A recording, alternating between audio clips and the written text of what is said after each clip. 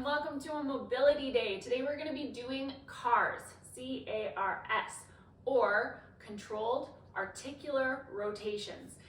So this is a functional mobility. So if we go into a stretch, for example, like touching your toes, that's stretching the hamstrings, it's stretching the muscles. There's nothing wrong with flexibility. Flexibility is important as well to make sure that the muscles are prepared for a stretch of any kind. So say you have a fall, you want to make sure that your muscles are prepared to stretch to their outer range.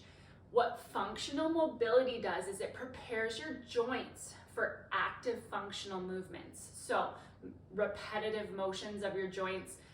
It can also just help loosen the joints up. It can help bring some stability into the joints. There's just a whole lot of benefits from this. You can use these as a warm-up. You can use these throughout your day if you're starting to feel some tension in any of your joints. You can use these to try to work those joints. I like to recommend anybody who has a desk job, is hunched over, that every hour or so you can get up and do the neck and shoulder ones that we're going to do today. Every joint in your body we could do a CARS for, but that would take us forever. So today we're just going to do probably the three most popular and three most problematic areas of our body, the ones that are most recommended. If you have other areas of issues that you would love to see a CARS for, just shoot us a message or put it in the comments below, and I will try to either make a video for you or I can just direct you. There's many great videos out there from physiotherapists and chiropractors alike with great CAR videos for all the joints in the body. So what we're gonna do today, we're gonna focus on neck, shoulders, and we're gonna do our hips. The reason we're focusing on those is because a lot of you probably have neck pain. A lot of you probably have limited mobility in your shoulders, and everybody has hip problems, especially women. We all have issues with our hips. These are really gonna help doing these throughout the day. So let's start with the neck. So you're going to relax your arms down, dropping the shoulders away from the ears, and we're just going to start by bringing chin down to the chest, slide that chin along the collarbone, over to the other side, and then we're gonna rotate up to the ceiling. Try to remember to keep those shoulders down, rotating all the way to the other side. Ear goes to the shoulder, and then bring that chin back down to the chest. Let's go one more time.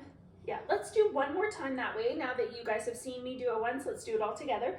So chin goes to the chest, glide along that collarbone, looking over to that wall, rotating and looking up to your ceiling. Try not to tense those shoulders. Back to the other side. Ear goes to the shoulder, chin down to the collarbone, sliding to the center. Let's go the other way now. So same thing, relax those shoulders, take a breath, and we look down, slide that chin along the collarbone, over to the side, head up to the ceiling, over to the side, trying not to bring your shoulders up. Chin goes back to that collarbone and back down. You'll notice that when you're doing that rotation, our shoulders like to creep up and they like to try to protect the neck. The whole point though is that we're moving the neck, we're not bringing those shoulders up. So try to constantly remind yourself to relax those shoulders down, fists down. Let's go one more time that way. So bring that chin down, glide along that shoulder or that collarbone, ear goes to the shoulder, all the way around to the ceiling, back down, and back to center. So when you're doing these, you can probably do 4 to 5 rotations per side, whatever feels good for you. If you experience any pain while doing this, just lessen the range of motion a little bit. And okay, the next one we're gonna do is our shoulders. This is where a lot of us carry a lot of tension. A lot of us don't have the mobility in our shoulders that we used to have. A lot of us tense up or we hunch over. So just getting some movement into that joint. I'm gonna go down on my knees. You guys don't have to. The only reason I'm doing it is because you can't see my hand when it goes up over my head in this screen. So we're going to, you guys can stay on your feet. I'm just gonna come down to my knees so you guys can see my whole hand. So what we're gonna do here, thumb is going to point up to start. Let's start with our right hand. We're gonna point the thumb up to the ceiling, bringing it up. Once you're at the top, rotate that palm outwards, and now try to keep that thumb pointed up, up, up, up, up, up, up at the ceiling. I'm not turning my torso, I'm keeping my torso square with you guys, and back down. Let's do it one more time. So thumb goes up, palms facing this way. Once I get to the top, rotate that hand and that palm, and bring it all the way back. You guys stay within your range of motion here. So if you're starting to feel pain, you might be pushing a little too far. You just want to keep it within your best range of motion here, challenging your muscles to get to their outer range of motion. Let's do it one more time on that side and then we'll switch. So bringing it all the way up, rotate that hand, and all the way back.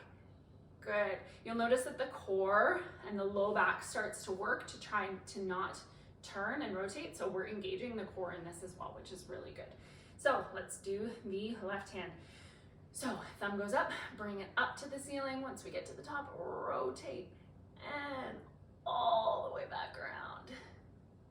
Let's do it again. Up, rotate, bring it all the way up. Try to keep that thumb up, up, up, up, and all the way back.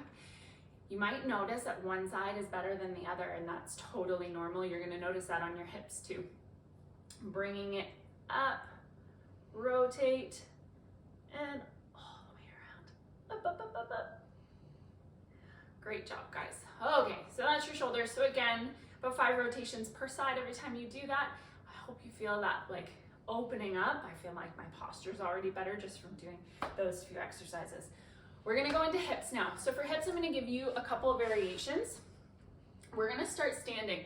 Now, I highly recommend, I don't have anything close by, so I'm gonna do it freestanding. I highly recommend you hold on to a chair or a table while you're doing these, just for the first few times. Number one, balance is a big factor. And also number two, you're going to feel this urge when we get to the back range of this motion to lean forward. So if you have your hand on a chair or a table, it can really remind you to keep your torso up, and we're just moving the hip.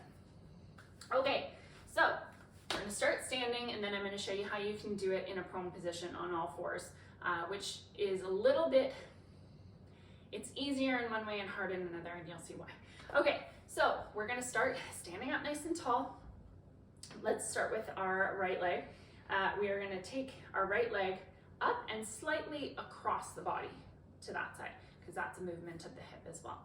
So from here, then I'm going to open, so externally rotate, and then, see, here's my balance coming into factor. Then I'm going to rotate up like so, and then bring it all the way back and around. I'm starting with my good side. You guys are gonna notice a big difference on this side. This is where I have my issues. So you may notice that you can't get quite as high as I am on that back one. That's fine. It might look like this. So let's do it again with me. So bringing it up and slightly across, opening up. You might just be here. Opening like so and down. That's what my other side's gonna look like. Let's do it one more time, just so you get the feel of that movement. And notice where your torso is, okay? So keeping it elevated. Don't bend over when you go backwards. So bringing it up and across, opening up, rotating, all the way back and around. Okay, let's do the other side standing, and then we'll come down into that kneeling position. So, hands here, bring it up and across, opening up. Oh, this is the tough side. Rotating, all the way back around and down. So on that side, you might notice that I am leaning a little bit. It's because this is my challenging side. So I could really use to have a chair here while I'm doing this. So we're gonna bring it up and across, opening all the way up, rotating, don't fall over like me, bringing it all the way back and down. We're gonna do it one more time. I could probably use to do a few more on this side, obviously. We're gonna bring it up, opening up, rotating, all the way back around and down. Okay, so on all fours, we can show you what you can do on all fours. So the reason why this is slightly easier is for the balance portion, and also that you're not having to fight the core as much to not lean over. But that also makes it harder in that we are completely isolating the hip here, and you have less of a chance of compensating by moving the torso. So coming down into all fours, my wrists are underneath my elbows, which are underneath my shoulders, and my hips and my knees are in a nice alignment here. So what I'm going to do is I'm going to bring my right knee up, and I'm going to cross it, just like we did standing, crossing across that median line. Then I'm going to rotate it open into like a fire hydrant, and then I'm going to bring it back, and I'm going to swing it down.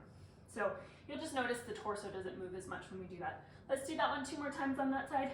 Cross, open, bring it all the way back, and rotate. 1 more time.